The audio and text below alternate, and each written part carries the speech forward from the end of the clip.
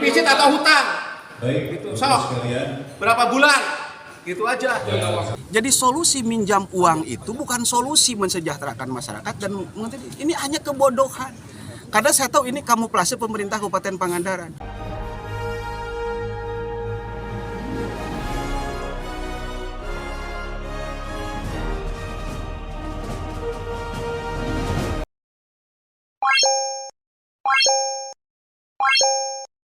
Massa yang tergabung dalam Masyarakat Peduli Pangandaran melakukan aksi demo menolak agar Pemda membatalkan pinjaman 350 miliar rupiah ke bank, di depan kantor DPRD Pangandaran, Rabu, tanggal 29 November tahun 2023, siang sempat ricuh. Selain itu, aksi juga menuntut agar Pemda tidak membebankan hutang tersebut kepada masyarakat. Suasana panas terjadi saat warga memulai aksi demo. Saling dorong antara peserta aksi dengan aparat kepolisian juga sempat terjadi. Bahkan pagar kantor DPRD Pangandaran berhasil dijebol oleh massa aksi, akibatnya pihak kepolisian menembakkan gas air mata. Peserta aksi langsung berupaya menghindar dari tembakan gas air mata, namun mereka kembali dan melanjutkan aksinya di depan gedung DPRD Pangandaran. Massa aksi sempat diterima anggota DPRD Pangandaran di dalam gedung paripurna. Massa kecewa karena tidak semua anggota DPRD Pangandaran hadir, massa sempat cekcok dengan ketua DPRD. Massa pun sempat meneriaki anggota dewan dengan sebutan pengemis suara. Pernyataannya, mengetuk keputusannya harusnya ketemu kita dulu. Ternyata kita hanya dibohongi di luar. Kita mendapat keterangan bahwa kita akan masuk dengan anggota dewan lengkap, ternyata anggota dewannya nggak ada. Dari kita hanya statementnya, Pak Bupati bilang akan menerangkan kenapa ini dipisit. Saya nggak perlu itu. Tapi bagaimana menyelesaikan dipisit dalam waktu berapa bulan? Saya tunggu janji Bupati. Udah. Perwakilan Masyarakat Peduli Pangandaran Aksi, Hendris meminta anggota DPRD Pangandaran untuk menemui massa. Saya hanya meminta agar satu perwakilan dari anggota DPRD keluar dan menemui kami untuk menyampaikan aspirasi, kata Hendris dalam orasinya. Sementara itu, para anggota DPRD Pangandaran ketika aksi berlangsung sedang melakukan rapat paripurna. Aksi demo terus mendesak agar aparat kepolisian membuka kembali pagar yang sempat dijebol. Kami tidak akan pulang sebelum para perwakilan DPRD keluar atau audiensi menerima aspirasi kami, kata Hendris. Tindak lanjuti tadi, kawan-kawan dari media terkait ini sudah raperda, kita ada aturan regulasi sampai tanggal 30 besok November. Artinya, ketika yang barusan datang itu kan berdasarkan daftar hadir, tidak berdasarkan voting yang jelas. Saya mendapatkan informasi itu dua fraksi Gerindra itu keluar, walk out. Artinya itu batal demi hukum. Kita akan lakukan gugatan ke MK. Sementara itu, Bupati Pangandaran JJ Wiradinata mengatakan aksi demonstrasi yang terjadi merupakan hak warga negara. Setiap warga negara berhak untuk menyampaikan aspirasi. Saya juga mendengar, tidak bisa beradu argumen dalam pola seperti ini. Nanti akan kita undang perwakilan masyarakat, tokoh presidium dan beberapa pihak pada minggu depan untuk menjelaskan semua ini, kata JJ. JJ mengatakan terkait pinjaman 350 miliar rupiah baru pengajuan dan belum ditetapkan, bisa saja diterima ataupun tidak. Kalaupun tidak disetujui nanti akan dihitung, mungkin 200 rupiah miliar ataupun 150 rupiah miliar juga cukup. Kan bisa juga tidak disetujui, ucapnya. Kan setiap warga negara punya hak untuk menyampaikan aspirasi. Tetapi begini, saya juga mendengar, saya juga mengkaji, menyimak. Dan tentu kita kan space waktu yang kita lakukan dulu kan tidak bisa beradu argumen dalam pola yang seperti ini. Ya, nanti kita akan undang. Selasa saya sudah minta, Selasa diundang. Dan saya juga akan datang pada fraksi yang tidak hadir ya, teman-teman hadir.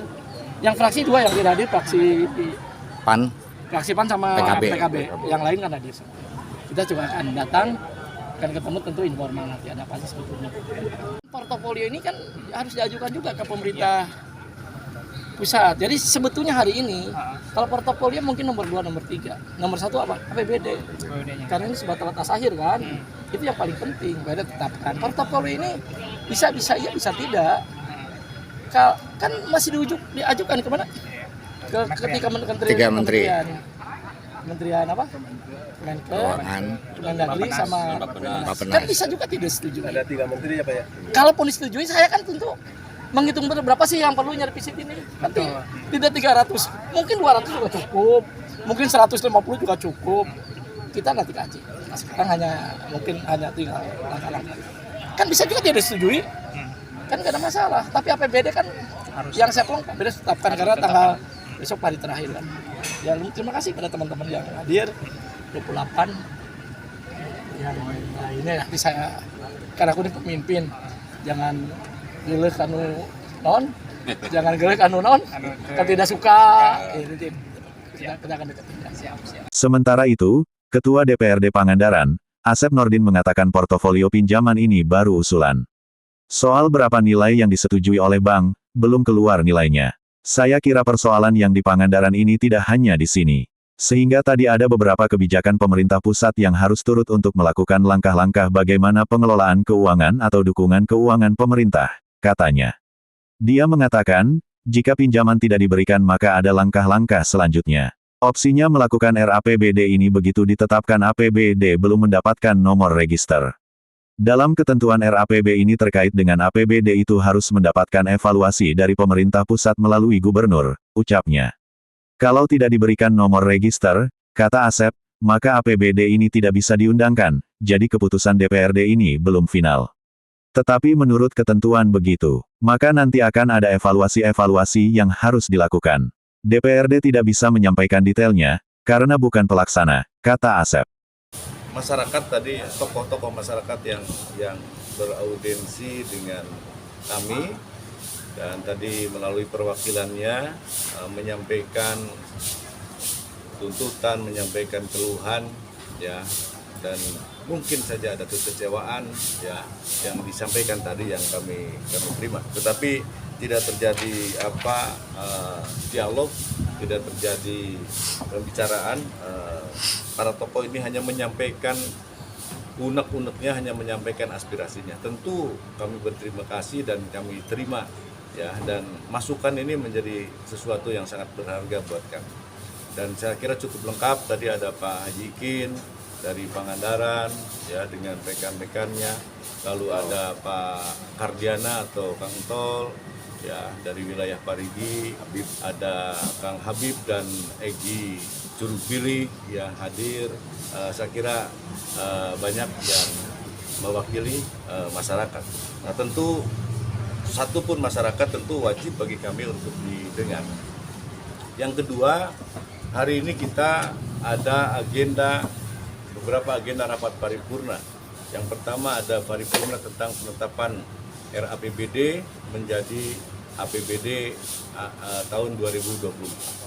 Ada agenda terkait dengan penetapan 3 buah raperda, ya, ada raperda terkait dengan disabilitas, ya, masyarakat disabilitas, terus perhatian dan pemberdayaan, lalu perlindungan, ada kaitan dengan bantuan hukum, lalu ada raperda tentang layak anak.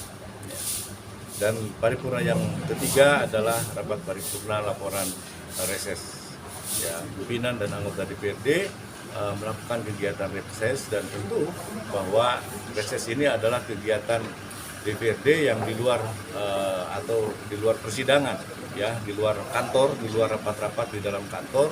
Nah, sehingga kemarin ada kesempatan teman-teman dalam melaksanakan resesnya juga untuk menampung aspirasi, menyampaikan program kegiatan, dan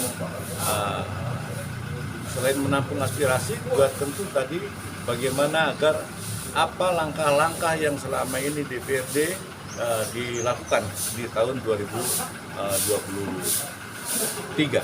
Ya, tentu itulah reses, dan saya sangat berharap bahwa teman-teman melaksanakan reses tentu menjadi sebuah masukan nanti, karena hasil rapat atau hasil reses ini, rapat paripurna reses ini adalah harus nanti dimasukkan salah satunya di dalam pokok-pokok pikiran DPRD. Saya kira sangat penting. Terkait dengan APBD, penetapan APBD. Kalau kita ngomong RAPBD, kita harus merunut terlebih dahulu, ya, bahwa RAPBD ini adalah akhir, ya. RAPBD ini adalah akhir dari rangkaian keuangan, perencanaan keuangan di satu daerah. Diawali dari KUA-PPAS. Penyampaian pemerintah daerah menyampaikan KUA-PPAS tentu ada waktu yang memang sudah diatur di dalam peraturan perundang-undangan terkait pengelolaan keuangan dan sebagainya. Dalam penyampaian KUHP-PAS, bahwa KUHP-PAS ini tidak langsung dibahas oleh Badan Anggaran, tetapi KUHP-PAS diawali dengan pembahasan oleh komisi-komisi. Ya. Yang mana komisi-komisi yang dimaksud adalah perintah dari praksi-praksi. Ya. Seorang duduk di satu komisi itu atas usulan daripada praksi-praksi. Baru setelah rapat dengan komisi dan komisi rapat dengan TAP dengan SKPD, ya, hasilnya dilaporkan kepada Badan Anggaran. Dan Badan Anggaran menyampaikan apa yang menjadi hasil pembahasan di komisi-komisi dan dikomunikasikan dengan TAPD atau tim pembuat anggaran di pemerintah daerah. Nah, sehingga nanti kesimpulannya, ya, Badan Anggaran atas dasar masukan dari praksi-praksi juga, nanti tidak hanya Badan Anggaran tetapi Badan Anggaran sebelum melakukan paripurna pasti menyampaikan kepada praksi-praksi, ada yang namanya rapat konsultasi.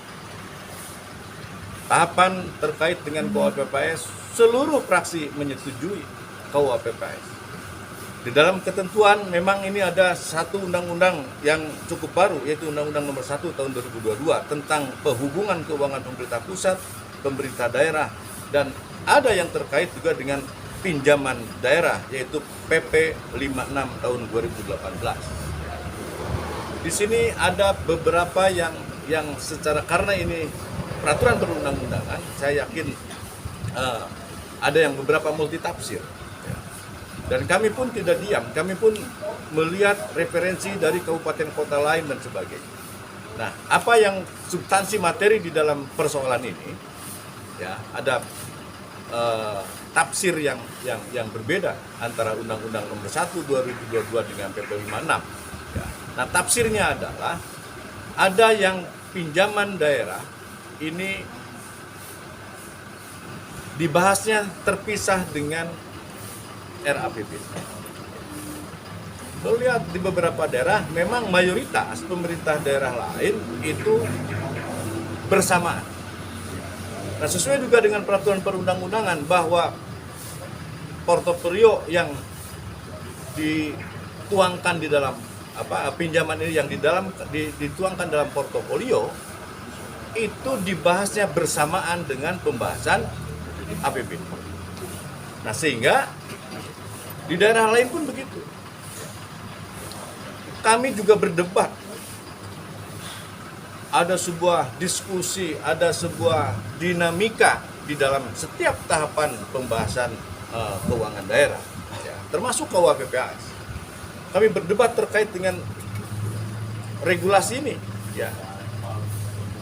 Karena Undang-Undang 21 tahun 2022, nah tentu nanti perlu sebuah RVP.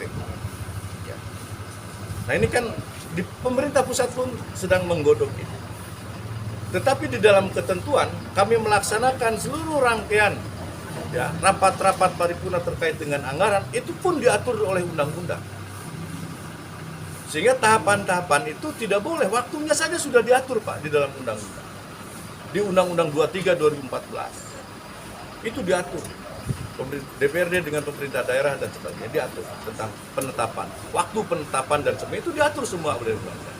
Sehingga DPRD melakukan rapat-rapat ini adalah konstitusi. Kita melaksanakan konstitusi, aturan yang sudah ada.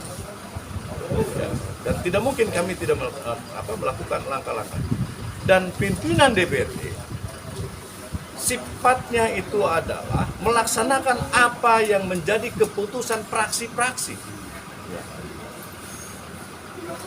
Tadi rapat badan anggaran saya yang ex officio pimpinan DPRD adalah pimpinan anggaran, tetap kami harus konsultasikan dengan praksi-praksi. Nah, sehingga apapun yang disampaikan oleh praksi itu yang harus menjadi patok. Nah, sehingga kami hanya mengatur tadi ritmenya, mengatur agendanya, mengagendakan rapat ini dengan sesuai dengan peraturan perundang-undangan. Tetapi keputusan politik anggarannya itu adalah berada di praksinya masing-masing.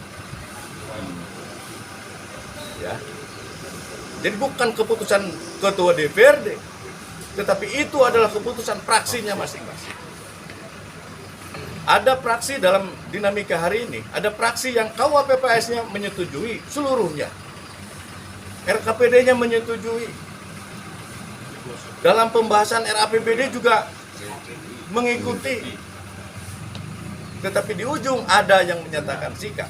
Satu yang menolak untuk diparipurnakan. Ada satu partai yang abstain, tidak pernah hadir. Ya.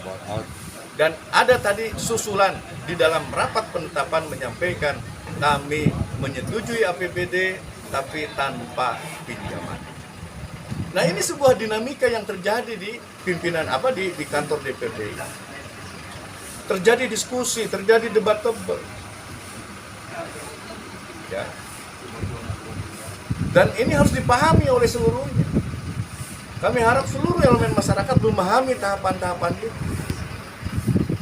Dan kami pun tidak mungkin melaksanakan kegiatan tanpa tahapan-tahapan yang diatur oleh peraturan perundang-undang. Kami pasti menjalankan konstitusi yang sudah ditetapkan. Pemahaman kami, APBD betul sudah ditetapkan. Tetapi rekomendasi ini belum disampaikan oleh 3 kementerian. Pak Bupati pun tadi dalam sambutannya menyampaikan bahwa ini adalah sebuah usulan. Tetapi APBD harus ditetapkan. Ini hanya sebuah usulan. Apakah mutlak nanti dengan seluruhnya pinjaman itu? Tidak, Pak. Walaupun sudah ditetapkan, karena tadi pinjaman itu berada di dalam RAPBD dan sudah ditetapkan APBD, tidak mutlak itu bisa dilaksanakan tanpa rekomendasi dari 3 menteri. Dari Menteri Keuangan, Menteri Dalam Negeri, dan Bappenas. Abdullah Haris melaporkan untuk Global TV Aktual dari Pangandaran, Jawa Barat.